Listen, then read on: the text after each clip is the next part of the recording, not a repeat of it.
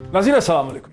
नाज़रीन, आज के दिन को हम ये समझ सकते हैं कि आज का दिन हुक्मरान जमात तहरीक इंसाफ और उसकी जो मेन अपोजिशन पार्टी है PMLN के दरमियान में एक चैलेंज का, एक मुकाबले का दिन था। लेकिन ये मुकाबला और ये चैलेंज सड़कों पे नहीं था। ये मुकाबला और ये चैलेंज एक मुख्तलिफ किस्म का था। ये एक फ़िक्री किस्म का था, ये एक सोच का था, ये एक पॉलिसी का मुकाबला था। अप्रैल के पहले हफ्ते में वज़ीर आज़म पाकिस्तान जनाब इमरान खान साहब ने अपनी टीम को ये कहा था कि अब अपोजिशन पे हमले ना करें, हमें अपोजिशन का कोई खौफ नहीं है, अपनी परफॉर्मेंस इकनॉमिक डिलीवरी के ऊपर गौर किया जाए, वो उसी की बात की जाए। उसके बाद से हम देख रहे हैं कि मसलसल हुक्मरान जमात के SAPMs मीडिया के जितने भी लोग हैं वो उन्हीं चीज़ों के हवाले से, खुद वज़ीर आज़म पाकिस्तान भी उन्हीं चीज़ों के हवाले से बात कर रहे हैं। लेकिन अब से चंद घंटे पहले, उस वक्त 1 घंटा पहले ये प्री बजट सेमिनार ख़त्म हुआ, जहां इस्लामाबाद में एक बहुत ही पुरवकार तकरीब, एक बहुत बेहतर ऑर्गेनाइज की हुई तकरीब जो है PMLN के मरकज़ी सेक्रेटरीट में की गई, जहां PMLN के तमाम चीदा लीडरान ने पाकिस्तान की मईशत पे हुकूमत की परफॉर्मेंस को मुख्तलिफ जावियों से परखा और उन्होंने ये साबित किया। उन्होंने कहा, उनका आर्गूमेंट ये था कि वो इस हुकूमत को 2018 में जब गए थे तो एक बहुत बहुत बेहतर, मुस्तहकम और मजबूत मईशत देकर गए थे। लेकिन ये हुकूमत और इसके जो प्राइम मिनिस्टर थे, ये मईशत के चैलेंजेस को, गवर्नेंस को समझ ही नहीं सके। टीम निकम्मी थी, कैपेबल नहीं थी। वजीर आजम कुछ महीने के बाद की लीडर्स को तब्दील करते रहे, मैनेजमेंट में कोई स्टेबिलिटी नहीं थी, जिसकी वजह से पाकिस्तान की मईशत जो है वो तबाह हो गई है। और एदाद शुमार के जरिए अपनी परफॉर्मेंस को 2013 और 2018 के दरमियान हुकूमत की गुज़श्ता 2.5-3 बरस की जो परफॉर्मेंस है उसके साथ बारहा कंपेयर किया गया। ये एदाद शुमार, ये स्लाइड्स और ये स्टेटिस्टिक्स जिसमें ख़ास इंपॉर्टेंट थी डॉक्टर मिफ्ता इस्माइल की, ये मैं आपको प्रोग्राम के दरमियान भी दिखाता रहूँगा। लेकिन सबसे पहले मैं आपको थोड़ा सा फ्लेवर देता हूँ कि वहाँ माहौल क्या था। एहसन इकबाल साहब ने बेसिकली ये कहा कि PTI की हुकूमत बार बार करंट अकाउंट डेफिसिट की बात करती है। करंट अकाउंट डेफिसिट कोई मयार नहीं है किसी हुकूमत की परफॉर्मेंस का। सुने एहसन इकबाल साहब का क्या कहना। मुआशी तरक्की के इंडिकेटर्स में करंट अकाउंट डेफिसिट का कोई शुमार नहीं होता। अगर इक्तसादी तरक्की में कोई रेलेवेंट इंडिकेटर्स हैं तो वो होते हैं कि GDP ग्रोथ क्या है, इन्फ्लेशन क्या है, उस मुल्क की एक्सपोर्ट्स की क्या सतह है, उस मुल्क के अंदर फॉरेन डायरेक्ट इन्वेस्टमेंट कितना है। और नाज़रीन, अगर ये बात एहसन इकबाल साहब ने पॉलिसी के हवाले से की, करंट अकाउंट डेफिसिट के हवाले से की, तो खुर्रम दस्तगीर साहब ने सीधी सीधी बात की कि असल मसला क्या है। उन्होंने दिखाया लोगों को वहाँ पर कि असल मसला आटे, चीनी और रोटी और घी का है। 1 किलो चीनी है, 1 किलो मूंग की दाल है, 1 किलो ये खुला तेल है और 1 किलो आटा है। This is what the debate is all about. पर असल कहानी ये है जो रखी हुई है। ये बात बड़ी वाज़ेह थी, मीडिया की बहुत बड़ी तादाद वहाँ मौजूद थी, टेलीविज़न एंकर थे, रिपोर्टर थे, PMLN की लीडरशिप वहाँ थी और भी बहुत समाजी कारकुन वहाँ पे मौजूद थे कि PMLN ने हुकूमत के लिए एक फ़िक्री चैलेंज जो है मईशत का खड़ा किया है। जैसे कि आपने देखा है, हुकूमत ने इस चैलेंज को जाने नहीं दिया। 6:30 बजे वज़ीर ख़जाना जनाब शौकत तरीन, उनके साथ हमाद अज़हर साहब जो इस वक्त एनर्जी के मिनिस्टर हैं, इससे पहले रेवेन्यू के मिनिस्टर रह चुके हैं, उन्होंने भी एक प्रेस कॉन्फ्रेंस की। उस मौके पर हमाद अज़हर साहब का जवाबी तौर पर क्या कहना था, वो छोटा सा टुकड़ा मैं आपको दिखाता हूँ। सिलेक्टिव डेटा इस्तेमाल किया गया, नंबर्स को मैनिपुलेट किया गया। ये वही टीम है जो मुल्क को डिफॉल्ट के करीब लाके छोड़ी थी। और जिस अपनी ग्रोथ के ये चर्चे करते हैं, उस ग्रोथ के दौरान जब वो ग्रोथ हो रही थी तो इंटरनेशनल इदारे जैसे फिच है और मूडीज है, उन्होंने पाकिस्तान की मईशत को डाउनग्रेड कर दिया था। मुस्लिम लीग नून के आखिरी 17 माह में फॉरेन एक्सचेंज रिजर्व्स को तकरीबन आधा किया गया। जो बच गए थे वो शॉर्ट टर्म स्वॉप्स लिए गए, यानी कि उनका भी सौदा कर दिया गया था। जैसे कि आप इस वीडियो में देख सकते हैं कि ये जॉइंट प्रेस कॉन्फ्रेंस थी हमाद अज़हर की और खुशरू बख्तियार साहब की। और खुशरू बख्तियार साहब मुझे अब से इस्लामाबाद स्टूडियोज़ में भी ज्वाइन कर सकेंगे। लेकिन एक टुकड़ा आपको और दिखा दूं, वज़ीर ख़जाना शौकत तरीन जो हैं, उन्होंने बहुत ही एक मुफस्सल जवाब देने की कोशिश की है अपोजिशन के हमलों का और अपोजिशन के इल्ज़ामात का। कोविड को जिस तरीके से इस हुकूमत ने संभाला है, किसी और हुकूमत ने नहीं संभाला है, इस एरिया में तो कभी किसी ने नहीं संभाला। तो उसमें कंसोलिडेशन भी हुई और अब 4% की ग्रोथ रेट भी है। और ये ग्रोथ रेट आप देखेंगे पिछले 5-6 महीनों में इसने एक्सेलरेट किया। इसका मतलब ये ग्रोथ रेट ऊपर जा रही है। हम देख रहे हैं अगले साल 5%, उससे अगले साल 6% की ग्रोथ रेट। ये और बात है कि ऑपोजिशन का प्री बजट समिट में पीएमएलएन के लीडर का कहना था कि कोविड ने, पेंडेमिक ने दर हकीकत पीटीआई की हुकूमत की मदद की है और ये ग्रोथ रेट जो हुकूमत कहती है कहीं नहीं जा रहा, ये ज़्यादा से ज़्यादा कुछ इदाद शुमार थोड़े बहुत ही ऊपर जाएगा, ज़्यादा ऊपर नहीं जा सकेगा। असल हकीकत क्या है, किस हद तक पीएमएलएन ने जो हमला किया है उसमें कितनी सदाकत है हुकूमत का, इसके जवाब में मौक़िफ़ क्या है, इस पर बात करने के लिए मुझे स्टूडियोज़ में ज्वाइन कर रहे हैं जनाब फेडरल मिनिस्टर खुसरू बख्तियार साहब। फेडरल मिनिस्टर हैं इंडस्ट्रीज और प्रोडक्शन के, इससे पहले फेडरल मिनिस्टर रह चुके हैं इकनॉमिक अफेयर्स के, फेडरल मिनिस्टर रह चुके हैं प्लानिंग डेवलपमेंट रिफॉर्म्स के। साथ ही मेरे साथ तशरीफ़ रखते हैं जनाब खुर्रम दस्तगीर साहब, पाकिस्तान के डिफेंस, कॉमर्स और फॉरेन मिनिस्टर रह चुके हैं। आज इस प्री बजट सेमिनार में खुर्रम दस्तगीर साहब की प्रेजेंटेशन भी थी जिसका टुकड़ा आपने देखा, और मुझे पाकिस्तान के नोटेड पॉलिटिकल इकोनॉमी के कमेंटेटर जनाब मुजम्मल असलम साहब जो हैं कराची से एक वीडियो लिंक के जरिए मुझे ज्वाइन कर रहे हैं। So very warm welcome to all my guest once again. Khurram साहब, अगर आपकी इजाज़त हो तो मैं खुसरू बख्तियार साहब से शुरू कर सकूं। बड़ा भरपूर और मुफस्सल हमला किया, क्रिटिक की है पीएमएलएन ने इस प्री बजट सेमिनार में आपकी हुकूमत की परफॉर्मेंस की।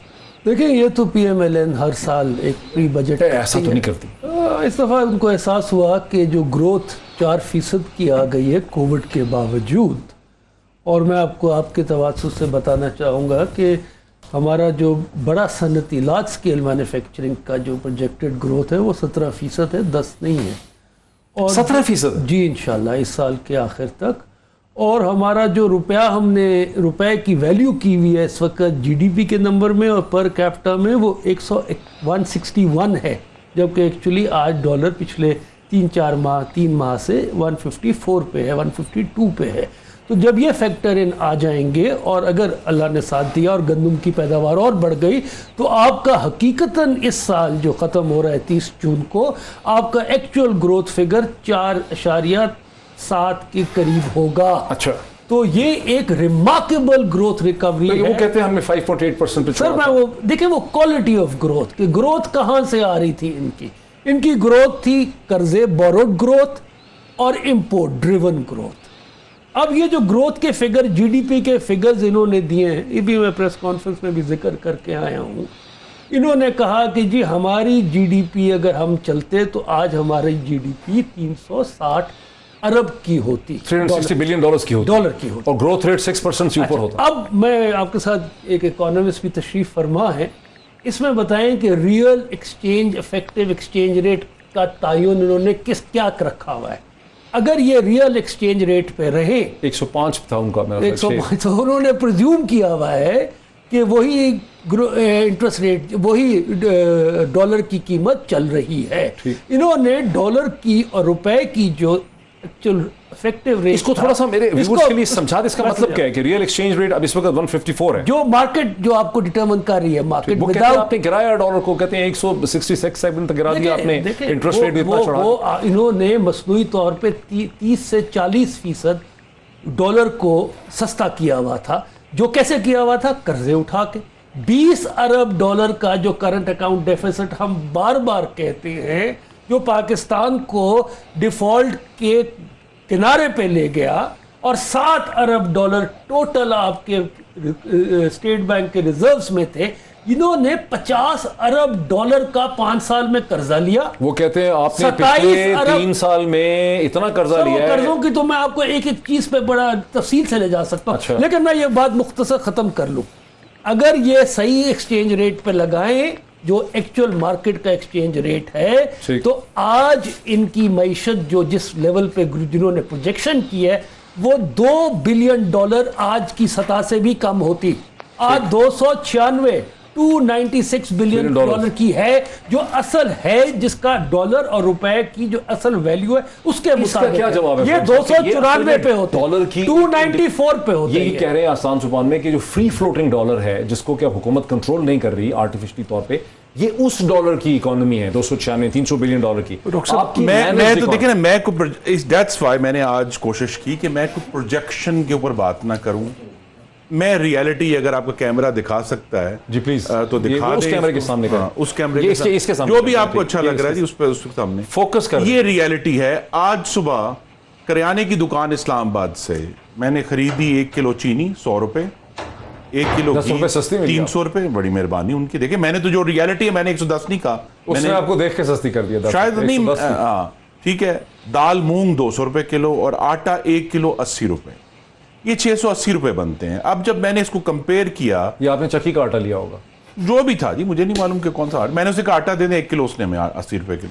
अब जब उसको कंपेयर किया हमने, पाकिस्तान ब्यूरो ऑफ स्टैटिस्टिक्स जो हर हफ्ते एक सेंसिटिव प्राइस इंडेक्स पब्लिश करता है, तो 31 मई 2018 जिस दिन PMLN की गवर्नमेंट खत्म हुई, उस दिन की जो इंडेक्स पब्लिश हुई, उससे मैंने जब कंपेयर किया तो आज ये जो 4 चीजें मैंने 680 रुपए की खरीदी थी, उस दिन 347 रुपए की थी। इसका मतलब यह है कि 96% सिर्फ इन 4 चीजों में पाकिस्तान के अवाम को डबल पैसे देने पड़ रहे हैं। और ये बिल्कुल बेड रॉक है ना, दाल मूंग बेड रॉक है, चीनी बेड रॉक है, घी बेड रॉक है, आटा बेड रॉक है। तो हमारा इनके ऊपर जो आर्गुमेंट ये है, नंबर 1, इनके स्टैटिस्टिक्स दुरुस्त नहीं होते। पहले साल आपने तो खुद कहा कि सारे स्टैटिस्टिक्स आपके bureau of statistics state bank के हैं। देखिए, इन्होंने पहले साल बजट के वक्त कहा, मेरे भाई भी उस वक्त काबीना में 3.3% ग्रोथ, 3.3% था। 8 महीने बाद, और इतनी इंटेलेक्चुअल ऑनेस्टी नहीं थी कि आगे पार्लियामेंट से कहते कि हमने गलत नंबर दिया था, इन्होंने कहा जी 1.9% है। अभी रिसेंटली दोबारा चेंज किया, 2.1 कर दिया उसको, लेकिन उस वक्त तो 3. अब जब ग्रोथ नंबर्स में इतनी बड़ी डिस्क्रेपेंसी, डॉक्टर साहब, hundreds of billions of rupees are involve, ये जो 1.9 और 3.3 का जो फिक्र है, तो इनके जो स्टैटिस्टिक्स है वो रिलायबल नहीं है। लेकिन चलें, हमें खुशी अगर पाकिस्तान ग्रो करता है, ये हमारे लिए खुशी की बात है। लेकिन जो ये ग्रोथ दिखा रहे हैं, ये ग्रोथ है बगैर रोजगार पैदा किए, ये ग्रोथ है किसी बगैर तरक्की के। और इसीलिए इसके अंदर जो पब्लिक डेट का नंबर है वो इंतहाई अहम है कि इन्होंने इतना बड़ा कर्जा उठा लिया है और इनके पास पाकिस्तान के अवाम को दिखाने के लिए मजबूरी में उठाना पड़ा है, बिकॉज आप इतने कर्जे छोड़ के गए थे, उन कर्जों को उतारने के लिए इसका बेहतरीन जवाब आज के वजीर खजाना ने वजीर खजाना बनने से पहले दे दिया था। इन्होंने अपने पहले साल में 2 इंतहाई भयानक फैसले किए। नंबर 1, डिवैल्यूएशन 35% की। IMF की मजबूरी थी? नहीं, कोई IMF की मजबूरी नहीं थी, ऑलरेडी डिवैल्यू हो चुका था, 125 रुपए पे था ऑलरेडी। दूसरा, इंटरेस्ट रेट 13.25% खींच के ले गए, जिसका नतीजा जो इंटरेस्ट रेट वाला फैसला है, ये इस हुकूमत की तबाही की जड़ में बैठा हुआ है। बिकॉज उससे जो 6% PMLN छोड़ के गई थी, पाकिस्तान के डेट की जो रीपेमेंट है इंटरेस्ट, जो कि 1500 अरब रुपए थी, वो यकमुश्त 3000 अरब पे चलेगी। और वो जो 1500 अरब का डिफरेंशियल आया इनके अपने फैसले से, वो आज तक इनसे कंट्रोल नहीं हो सका। कंट्रोल है डेट रीपेमेंट। इसी पे मैं प्रोड्यूसर साहब, ये जो ग्रॉस पब्लिक डेट का अगर आप स्लाइड दिखा सकें, जो डॉक्टर मिफ्ता इस्माइल की प्रेजेंटेशन के अंदर है, अगर आपकी स्क्रीन पे दिखा सकते हैं। अब मैं मुजम्मल साहब की तरफ जाना चाहता हूं। मुजम्मल साहब, आप एक नोटेड पॉलिटिकल इकोनॉमिस्ट हैं, कमेंटेटर हैं, आप करते हैं इन चीज़ों में बहुत ज़्यादा कमेंट। आज की ये ग्रॉस पब्लिक डेट की इस वक्त स्क्रीन पे आ भी गया है, PMLN का ये दावा भी है, और आज की इस प्री बजट सेमिनार में इस बात को कई दफ़ा दोहराया गया कि भाई हम पे इल्ज़ाम है कि कर्जे लिए हैं, लेकिन 2018 में पाकिस्तान का कर्जा 24,953 हुकूमत पाकिस्तान का जो पाकिस्तान पे कर्जा था वो 24,953 यानी 24,953 ही बनता, 53 जो था, जबकि अब वो बढ़ के 38,600 बिलियन रुपीस जो है हो चुका है। और 50% से ज्यादा कर्जा बढ़ाया गया, जो पिछले 70 बरस में जो हुकूमतों ने लिया था उससे इन्होंने अंदाजन आधा कर्जा ले लिया है। इसको मुजम्मल साहब कैसे एक्सप्लेन किया जा सकता है कि ये डेट इतना क्यों बढ़ गया है, और क्या क्वेश्चन इन दोनों पार्टी से आप उठा सकेंगे? थैंक यू डॉक्टर साहब। मैं तो स्टार्ट करूंगा कि ये अपना वाइट पेपर खुद ही दे दिया इन्होंने आज, और अपनी कमज़ोरियों को इन्होंने खुद ही जो है एक्सप्लेन किया है। हाउ, मैं आपको बताता हूँ। मिफ्ता इस्माइल साहब से शुरू करते हैं क्योंकि आपने सवाल ये किया, लेकिन मैं 1-2 बातें जो आपने अभी पीछे की हैं वो भी करूंगा, प्लीज़ मुझे टाइम दीजिएगा। मिफ्ता इस्माइल साहब ने कहा जब हम आए थे तो 14,000 अरब रुपये था, और जब हम गए 25,000 अरब हो गया। तो 14 और 25 का जो डिफरेंशियल होता है वो होता है 11,000 अरब। तो ऑलमोस्ट जितना पाकिस्तान बनने से कर्जा बना, तो इन्होंने 50% ले लिया कर्जा। तो इन्होंने कोई मतलब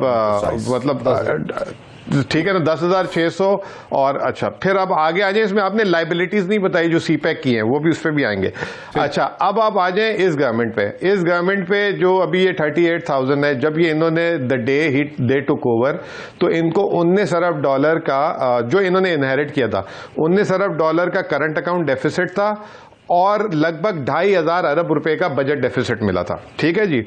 तो अब इन्होंने 19 अरब डॉलर का जब इनहेरिट किया करंट अकाउंट डेफिसिट, तो इनके 3 सालों में 60 अरब डॉलर हो जाना चाहिए था करंट अकाउंट डेफिसिट, लेकिन वो करंट अकाउंट 19 से आज सरप्लस हो गया। तो आपको मैं एक बात बताता हूं, पहला साल जब पीटीआई हुकूमत आई थी तो इन्होंने पहले साल एक्सटर्नल डेट ग्रॉस, वैसे तो नेट पे कोट करना चाहिए लेकिन फिर भी ग्रॉस, क्योंकि ये ग्रॉस की बातें कर रहे हैं सारे, पहले साल में पीटीआई की हुकूमत ने लिया था $10.6 बिलियन बाहर से कर्जा। दूसरे साल इन्होंने लिया $6 बिलियन, और अभी ये जो तीसरा साल खत्म हो रहा है इसमें इन्होंने लिया $3 billion. What is more important to me as an economist is कि आया ये कर्जे की रफ्तार बढ़ी है या ये कर्जा जो कम हो रहा है इनका बाहर बोरो करने का? हाँ, ये इट मीन्स कि they are controlling the imbalances what the previous government have left. अच्छा, फिर दूसरी जो सबसे इंपॉर्टेंट चीज होती है ना, ये मुझे आज मैं बड़ा खुश होता कि अगर ये 3-4 इकोनॉमिस्ट बिठा देते रादर के सारे इलेक्टेड पॉलिटिशियंस बिठा के उनसे प्रेस कॉन्फ्रेंस कराई, क्योंकि देखें जब मईशत और आप प्री बजट सेमिनार कर रहे हैं ना, तो आपको बाय द बुक चीजें कोट करनी चाहिए। आपको करना चाहिए डेट टू जीडीपी, ठीक है ना, क्योंकि वो होता है आपका इंडिकेटर कि आपकी जीडीपी टू डेट अगर बढ़ रही है, डेट आपका जो है ना एब्सोल्यूट टर्म में कभी भी कोट नहीं होता। उसकी एग्जांपल ऐसे दे देता हूं, जब मैंने नौकरी मैंने शुरू की तो उस वक्त मेरी क्रेडिट कार्ड लिमिट पहली बनी थी 1.5 लाख रुपए, मेरी तनख्वाह थी 50,000 रुपए। अब मेरी क्रेडिट कार्ड लिमिट है 1 मिलियन जीडीपी भी कोट किया था उन्होंने, अभी 1 मिलियन है। अच्छा, डेट टू जीडीपी भी मैं आ रहा हूं, जब इन्होंने when they took over it was 64%, when they left it was 84% of the GDP. ठीक है, ये साल, इस साल अच्छा। अभी जब ये फिगर आ जाएंगे, खुसरो बख्तियार साहब ने बड़ा अच्छा एक पॉइंट बताया कि ये जो पर कैपिटा इनकम है अभी 159 से इन्होंने प्लानिंग ने कोट की भी है, 153 जो अभी एक्सचेंज रेट चल रहा है उस पे करेंगे तो $1,600 पर कैपिटा इनकम है, और आपकी डेट टू जीडीपी 81% पे हो रही है, यानी कि पिछले साल 84 से 81 पे हो रही है। दैट शोज कि आपकी डेट रीपेइंग कैपेसिटी बढ़ रही है। अब मैं एक बड़ी अहम बात करूंगा एहसन इकबाल साहब पे, क्योंकि मैं ये कह रहा हूं कि इकोनॉमिस्ट होते तो ज्यादा अच्छा था। उन्होंने कहा ऐसे बात सबने कहा कि करंट अकाउंट डेफिसिट मैटर नहीं करता। नहीं है एक हाँ, मैं एक बात बता रहा हूं। फिर उसके बाद उन्होंने 4 चीजें बोली, उसमें 4 चीजें बोली, ग्रोथ, इन्फ्लेशन, एक्सपोर्ट और एफडीआई। आपको पता है एक्सपोर्ट और एफडीआई करंट अकाउंट का पार्ट है। अगर वो current account is the consolidated number जो आपका बैलेंस ऑफ पेमेंट में आता है, उसमें आपकी एक्सपोर्ट भी आती है और उसमें आपकी एफडीआई भी आती है। तो उनको ये बात ही नहीं पता। तो मुझे बड़ी हैरत हुई है इनकी बात सुनकर। और तीसरी चीज जो सबसे इंपॉर्टेंट, जो for me this is the most important thing, मैं अगर वक्त है प्रोफेसर साहब तो मैं खुर्रम दस्तगीर साहब का इस पे ले लूं। मुझे तो जवाब देने दीजिए। जी नहीं, आप क्या जवाब देंगे? वो तो बेसिकली उन्होंने एक्सप्लेन जो कर दिया।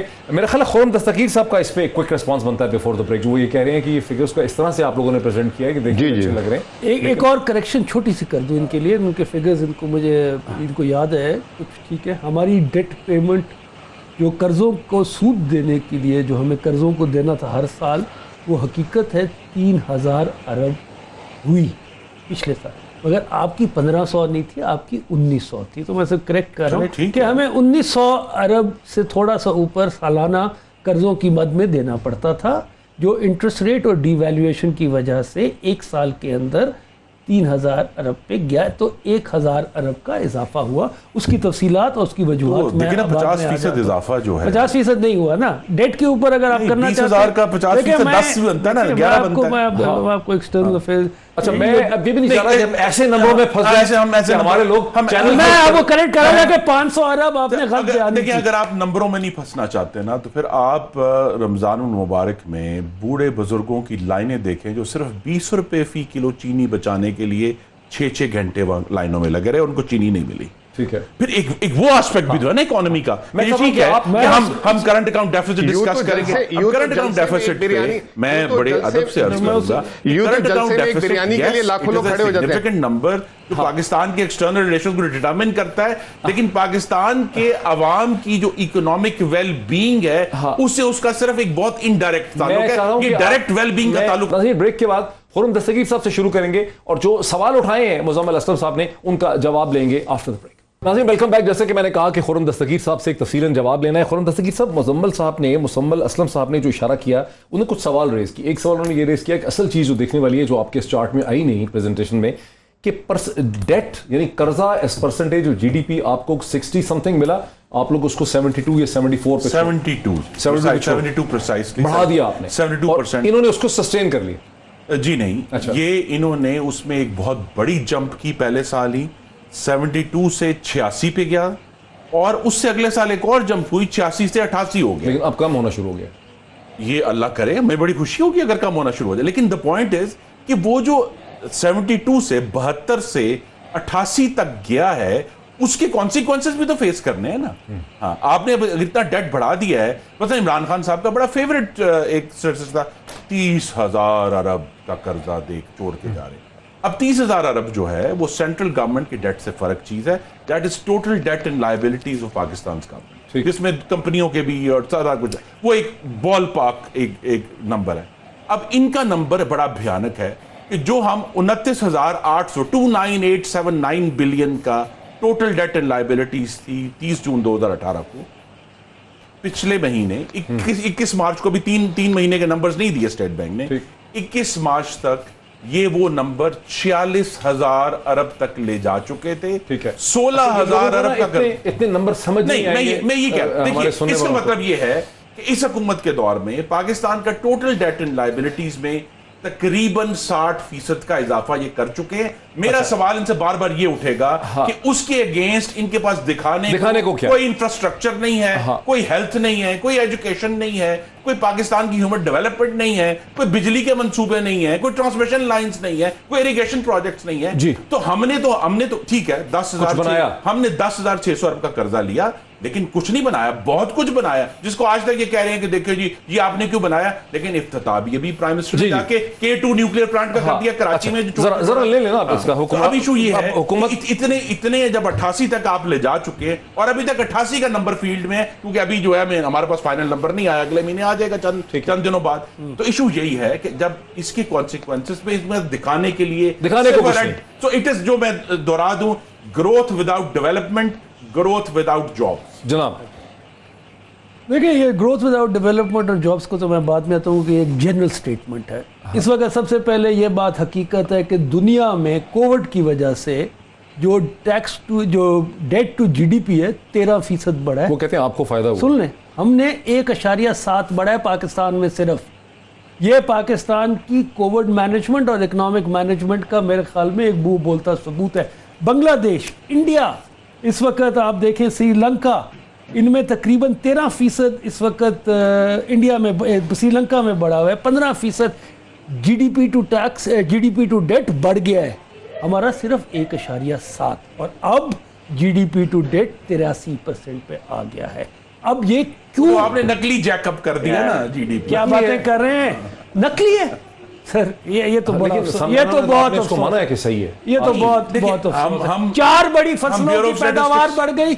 4 बड़ी फसलों की पैदावार बढ़ गई, गंदम, मेज, राइस और कपास की पाकिस्तान की 30 सालों में सबसे कम पैदावार हुई है, 5.7 मिलियन बेल्स। 30 सालों में सबसे कम कपास। भाई देखिए खुर्रम साहब, आप बोल रहे थे, मैंने कुछ नहीं, मैं साइलेंट। आपके 5 साल के अंदर इशारिया 0.5% फसलों में, अहम फसलों में ग्रोथ आई। 5%, हमने क्या किया?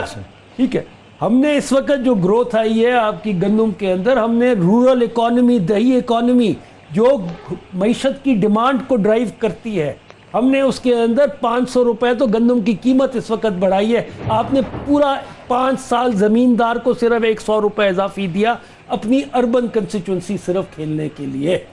हमने इस वक्त रूरल इकोनॉमी और साथ रेमिटेंसेस इस वक्त 29% बढ़ी हुई है इस साल। वो कह रहे हैं कि हज उम्र पे चूंकि लोग नहीं जा रहे हैं।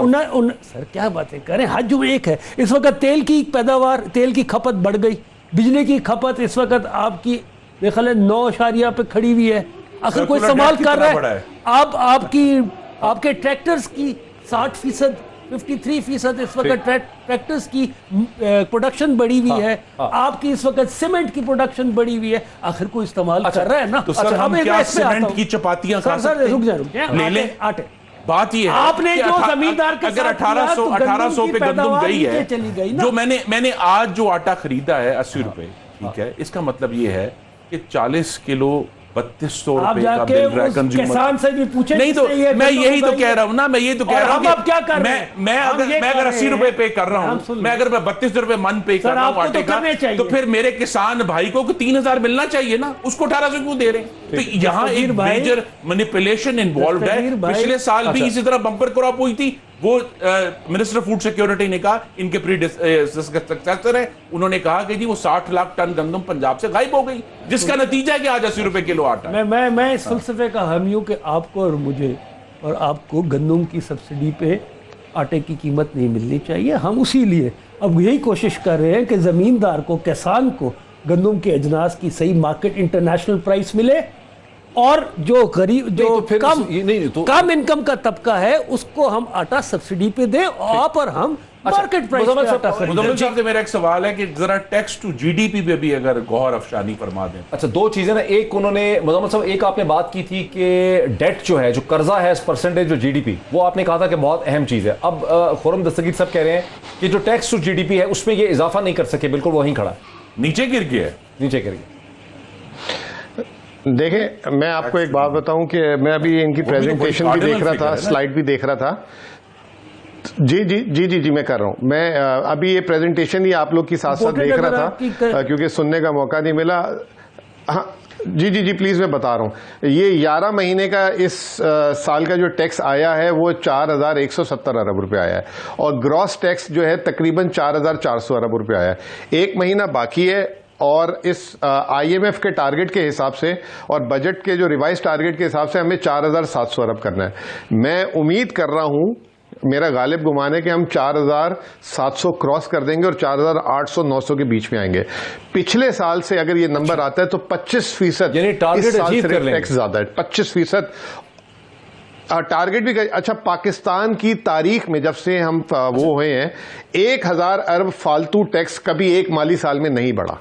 1000 अरब PMLN जैसे हर साल का ये बताती है। अच्छा। इन्होंने 5 सालों में 1800 अरब रुपए बढ़ाया था, इन्होंने एक साल में 1000 अरब बढ़ाया है, ठीक है ना। अच्छा, दूसरी बात जो सबसे अहम है, 1800 अरब से 1800 अरब नहीं, हवा में नहीं है, डबल किया है उसको, 1900 से 3800 किया। मुझे बता, तो 20% इंक्रीज जो है, सर मुझे बताने दो, वो कह रहे हैं कि हमने डबल कर दिया 5 साल पहले से मुकाबले में। मुझे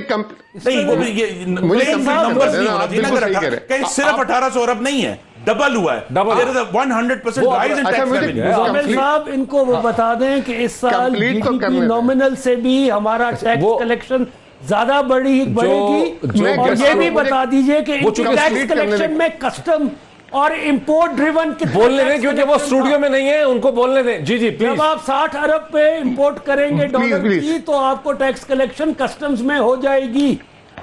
तो जरा ये भी तफसील से बता दें। नहीं, मैं कंप्लीट कर देता हूं खुसरो साहब। ना फुलाएं खुसरो साहब जी। ये इस साल पाकिस्तान में 224 अरब रुपए का एक्सपोर्ट रिफंड है। पिछले साल 100 तकरीबन कोई 20 अरब रुपए का रिफंड था, और PML ये 2 साल में मिलाकर जो PTI की हुकूमत ने 350 अरब रुपए जो है रिफंड दिया है। PMLN के 5 सालों में टोटल मिला के जो है 150 अरब से 200 अरब रुपए का रिफंड था। तो ये जो एक्सपोर्टर को रिफंड दिए, ये सबसे बड़ी चीज है। फिर आप आ जाएं कि इस साल की नॉमिनल जीडीपी, जैसे खुसरो साहब ने कहा कि 14% से बढ़ी है, यानी कि 4% जीडीपी है और 9% इन्फ्लेशन है, लेकिन टैक्स कलेक्शन अभी तक 18% है। और अगर ये 4800 अरब रुपए आ गए तो ये 25% टैक्स कलेक्शन होगी, और ये एक साल में ये भी एक रिकॉर्ड होगा कि 25% जो है ना ईयर ओवर ईयर ग्रोथ जो है टैक्स कलेक्शन की कभी नहीं हुई। अच्छा, ये हुई कैसे? अब ये सबसे अहम सवाल है। ये हुई है आपकी FBR की इन्फोर्समेंट से। ये इन्होंने नंबर 1 पॉइंट ऑफ सेल्स लगाए, यानी कि जो बड़े बड़े स्टोर्स हैं, आज वो जो है जैसे ही सेल करते हैं तो FBR को टैक्स चले जाता है। फिर इन्होंने उसके बाद ये जो एक चीज चल रही है, खुसरो साहब भी इनकी इंडस्ट्री पे भी है, ट्रैक एंड ट्रेस पे जो है पहले जो है बड़ी जो सनतें थी, सीमेंट, शुगर, बेवरेजेस, सिगरेट की, ये जो है उसमें जो है टैक्स का इशू था, उस पे इस गवर्नमेंट ने रिफॉर्म किया और एक हेडविंड, जिसे कहते हैं ना कि headwind leave from the big industrialist, तीसरी चीज इन्होंने वो क्रैक डाउन किया ऑन दी स्मगलिंग साइड। आपने देखा बॉर्डर क्लोज किए इधर उधर ये वो करके, तो उसकी वजह से 28% आपकी सेल्स टैक्स में ग्रोथ आई है, 18% कस्टम ड्यूटी में आई है और 12% आपकी आई है एफईडी में और 10% आई है आपकी इनकम टैक्स में। तो अगर सवाल ये है कि ये कहते हैं कि ये फज नंबर है, ये 4% जीडीपी ग्रोथ नहीं है, 1000 अरब टैक्स टू जीडीपी, जी मैं आ रहा हूं, आपकी बात पे आ रहा हूं, 4700 अरब रुपए में टैक्स टू जीडीपी बनता है 10% of the GDP, 10% of the GDP. और पीएमएलएन ने जो 5 साल टैक्स टू जीडीपी डबल करने के बाद भी टैक्स टू जीडीपी इंप्रूव ही नहीं कर सके।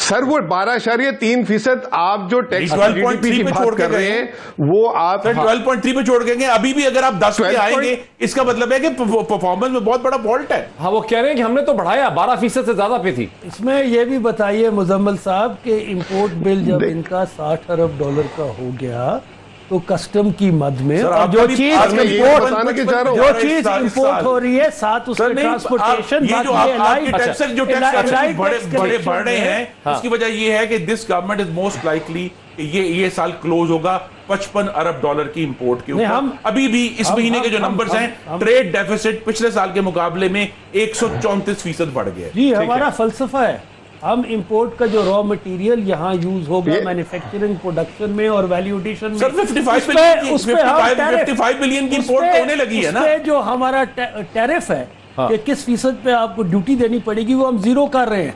अच्छा, 1% अगर आप टैरिफ कम कर दें तो 4% आपका एक्सपोर्ट के अंदर ग्रोथ आ जाती है। तो हमारा फलसफा मुख्तलिफ है। अच्छा, हमारा फलसफा इनका ये मुख्तलिफ है। देखें डॉक्टर साहब मुझे 1 सेकंड दे दीजिए, सिर्फ 1 मिनट दे दीजिए, लफ्ज इस्तेमाल बल्कि 30 सेकंड प्लीज। हमारा अरब डॉलर का होगा trade deficit, not current account deficit, trade deficit 25 अरब की बहुत भी जंप लगाई तो एक्सपोर्ट होगी और 55 बिलियन की इंपोर्ट। मुजम्मिल साहब अच्छा, मैं आप एक मेहरबानी कर दें क्योंकि इस टॉपिक को एक मिनट सब इसको खत्म कर ले कि जी हम जो टैरिफ रैशनलाइज कर रहे हैं इस दफा पिछले साल 20 अरब के हमने छूट दी, इस साल इंशाल्लाह तकरीबन 45 से 50 अरब की हम टैरिफ जो इंपोर्ट करता है रॉ मटेरियल ताकि यहाँ प्रोडक्शन और एक्सपोर्ट उसमें कर रहे हैं। और ये भी बता दीजिए कि ये जो टर्फ स्कीम के तहत टेक्सटाइल सेक्टर ने जो पैसा लिया है और उसमें जो पोटेंशियल है एक्सपोर्ट का, उसमें एक लैग टाइम होता है कि मशीनें लगती हैं, उसमें मैन्युफैक्चरिंग होगी, उसके बाद जो एक्सपोर्ट की ग्रोथ आने वाली है वो इन्होंने कभी उस पर फोकस नहीं किया। आपके दौर में टेक्सटाइल ग्रोथ स्टैग्नेट बल्कि नेगेटिव में जाने लग गई थी। अच्छा, मैं एक ब्रेक को ड्राइव कर रही है। ले लूं, ब्रेक के बाद बड़े 2-3 बहुत अहम सवालात मैंने उठाने हैं मुजम्मिल असलम साहब से। मैं खुद भी समझना चाहता हूं, मैं चाहता हूं कि व्यूअर्स भी हमारे समझ सकें, दोनों की पॉलिटिशियंस भी हमारी उसमें को थोड़ी रहनुमाई कर सकें अपने पार्टीज के पर्सपेक्टिव से। एक ब्रेक के बाद नाज़रीन वेलकम बैक। प्रोग्राम का आखिरी हिस्सा है। मुजम्मिल असलम साहब, आपकी मौजूदगी का फ़ायदा उठाते हुए एक सवाल मेरे भी जहन में है। आज इस प्री बजट सेमिनार में भी सवाल उठा, अभी खुर्रम दस्तगीर साहब ने भी ये सवाल उठाया और लोगों के जहनों में भी ये सवाल है। वो ये है कि जो स्टेट बैंक के गवर्नर ने और इस हुकूमत ने 13.25 पे 13% से ज़्यादा इंटरेस्ट रेट रखा तकरीबन 1 साल, उस पर अपोजिशन का PMLN का कहना है कि उससे मईशत को सख्त नुकसान पहुंचा। अगर उस वक्त रखा था तो अब फिर 7% पर रखा है तो वो चीज़ गलत थी। इस पर आपका क्या है रद्द अमल?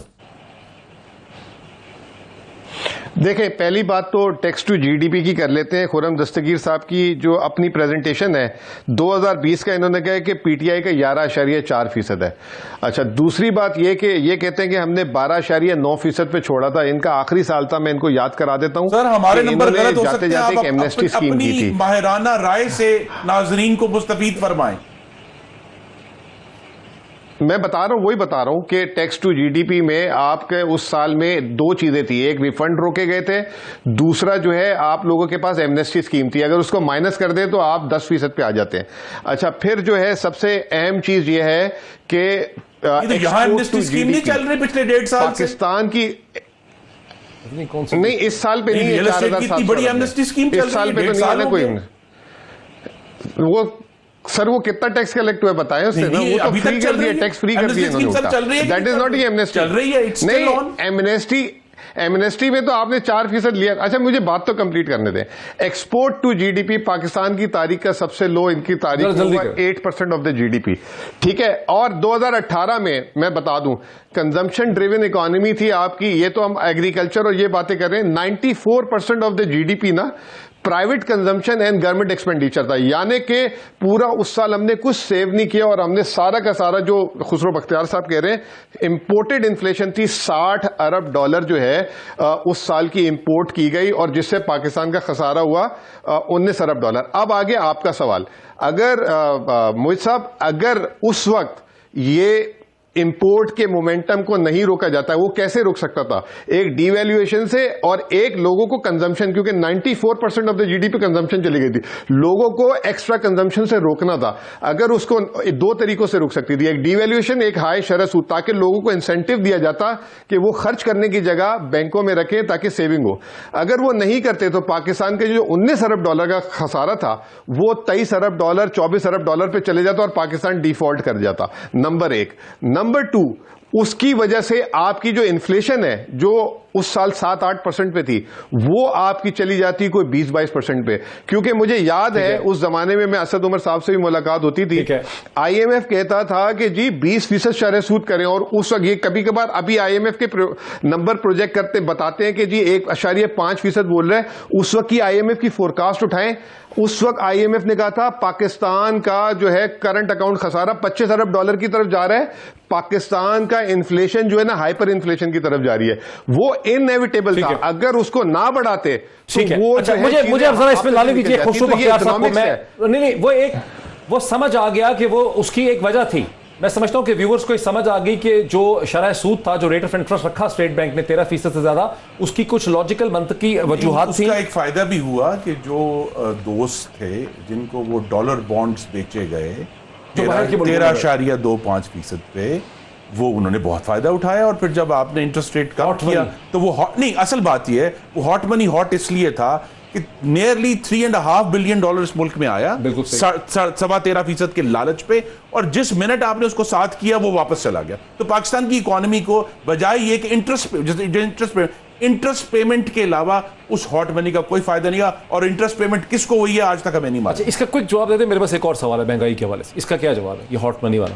देखिए, जैसे मुजम्मिल साहब ने कहा, मेरा अपना फ़लसफ़ा जो मईशत के ऊपर है और दुनिया में भी है कि जो इंटरेस्ट रेट है वो कोर इन्फ्लेशन के साथ पैक्ट हो, हेडलाइन जो बुनियादी इन्फ्लेशन हो, जो बुनियादी महंगाई हेडलाइन, क्योंकि फूड इन्फ्लेशन ये जिक्र कर रहे हैं इस वक्त ग्लोबली, आज ब्लूमबर्ग में इंडिया में 11% है और चीन ने सारी दुनिया 10 साल में, चाइना में इस वक्त फूड इन्फ्लेशन सबसे ज्यादा इन्फ्लेशन हुई है। ठीक है, ग्लोबल सप्लाई इन्फ्लेशन का हाल ये है पिछले 22 महीनों से डबल डिजिट्स में है। 22 महीने हो गए कोविड से साल पहले अगस्त 2019 से डबल डिजिट्स में। वो सप्लाई शॉक्स थे।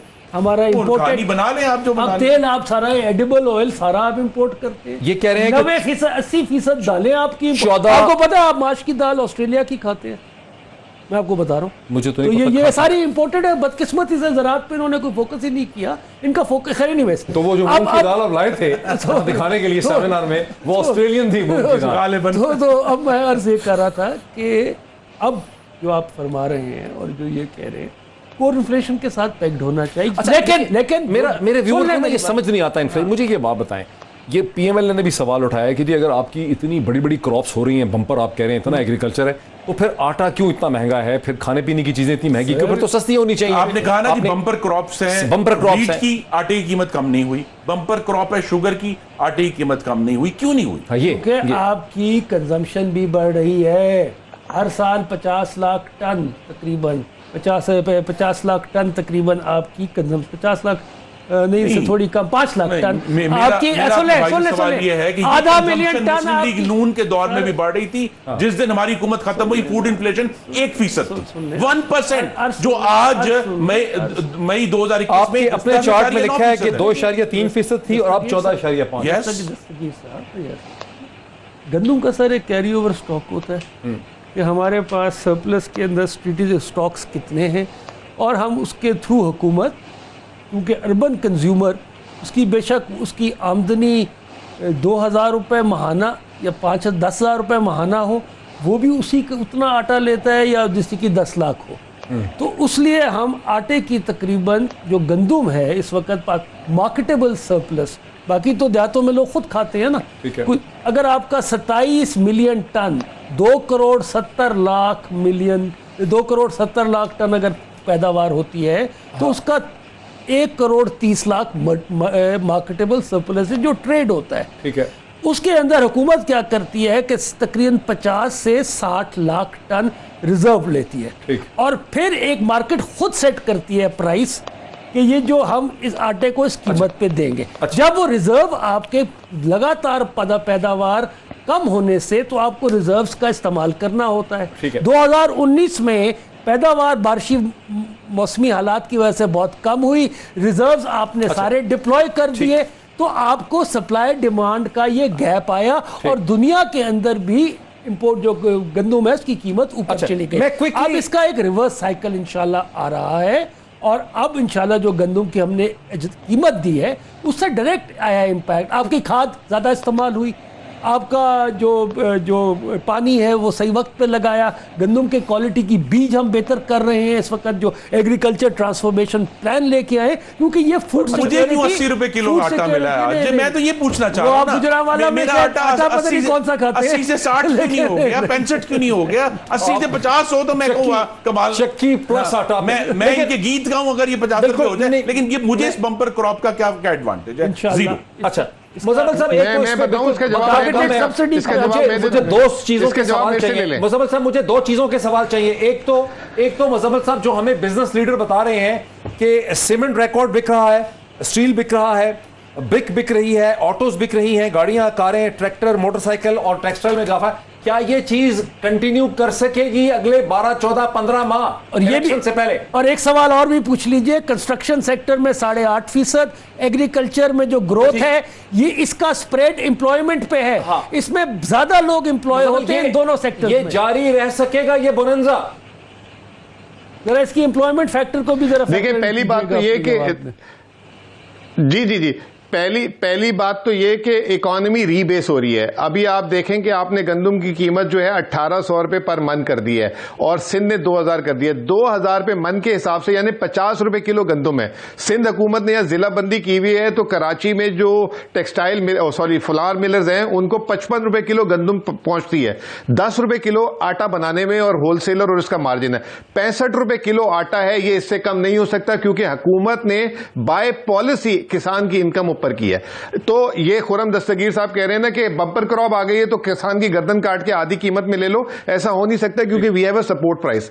नंबर 1। नंबर 2, जब ये चीजें सारी की सारी, जब फार्मर 38% आपकी इकोनॉमी आपकी लेबर फोर्स का है, उसके बाद जब मुज़म्मिल साहब की बात मुकम्मल नहीं हो सकी, प्रोग्राम का वक्त खत्म हो गया। बहुत ही भरपूर डिस्कशन आपने देखी हुकूमत, ऑपोजिशन और नोटेड इकोनॉमिस्ट के दरमियान, लेकिन वक्त हमारा खत्म हो गया। फैसला नाज़रीन हमेशा की तरह आपका है। आज इतना ही, फिर आपसे मुलाकात होती है। बहुत शुक्रिया।